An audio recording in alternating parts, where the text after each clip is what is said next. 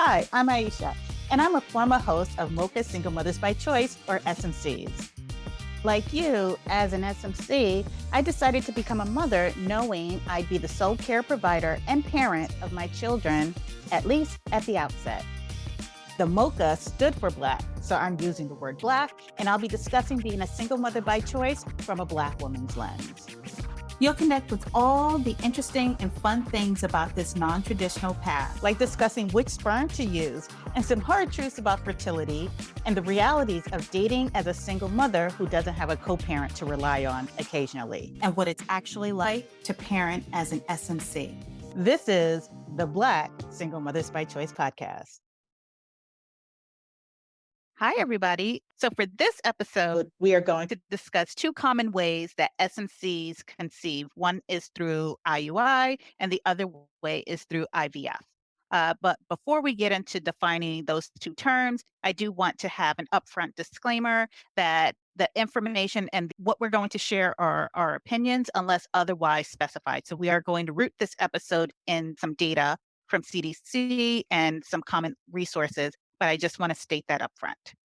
So let's start with defining IUI versus IVF. So the definition of IUI, which stands for intrauterine insemination, is a fertility treatment that involves placing sperm inside the woman's uterus to facilitate fertilization. IVF stands for in vitro fertilization, is a fertility treatment that involves removing eggs from the ovary and inseminating it with sperm in a petri dish outside the body. Then the fertilized embryo is transferred to the uterus.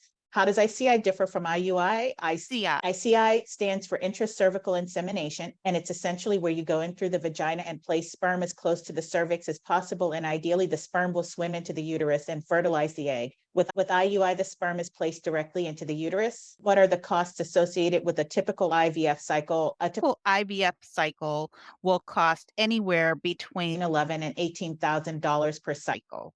You can also purchase an IVF package. What are the chances of live birth by age group? The chances of a live birth if you're in a 35 is 52%. If you're between 35 and 37, it's a 38% chance of a live birth. If you're between 38 and 40, it's a 23% chance of a live birth. And if you're over 40, it's a 7.6% chance of a live birth. How old were you when you had your first? Very good question. Age-wise, I was 38 when I had my first. I was 39 and a half when I started trying for my second. And we didn't anticipate there was going to be a problem. The number of eggs I had was, great for my age. I think it was like 2.01. So anytime a fertility doctor saw that, they were like, oh, that's great. This will be easy.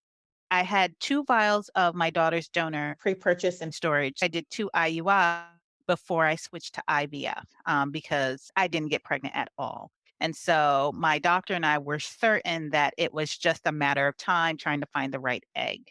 Did you encounter any difficulties when switching to IVF? I did not, but I do have 2 more data points to discuss before we jump into those details. Just to compare IUI and IVF, here are 2 things that I found out about the data. One, it's hard to find data just on IUI.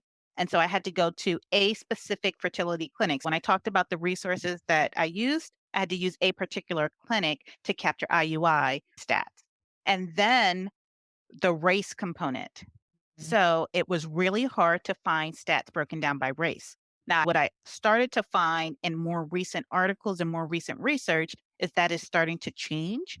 There are sites out there, there are organizations out there who are specifically trying to capture this data. So interesting stuff to come. All right. What are the success rates between IUI and IVF based on age? The last data point is success between IUI versus IVF. So if you're under 35, IUI versus IVF, you have a 15% chance of getting pregnant per IUI cycle, which is a 54% chance per IVF cycle.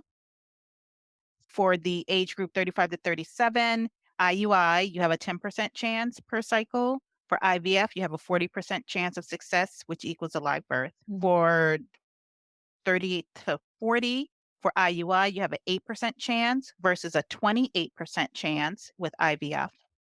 And then if you're over 40, you have a 9% chance with IVF using own eggs. Did you discover anything surprising in your research? What I Found interesting, so you can get an anonymous donor, or you can get it with open eye. and from what I saw, OpenID was more expensive, and then education background became more expensive the further you went up in education. So bachelor's, master's, PhD, it got more expensive the more educated the donor was. Which I thought was interesting. So sperm is expensive and IUI procedures are expensive. To what extent did cost factor into your decision of conception path, sperm, or any of this?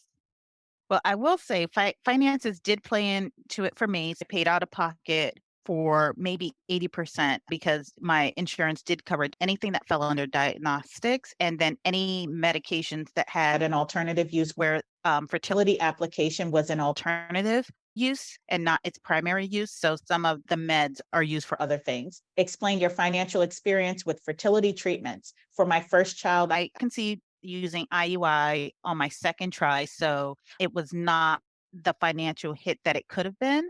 I purchased 1 vial of sperm, and so we were good, easy peasy. Second time around, I had exhausted everything.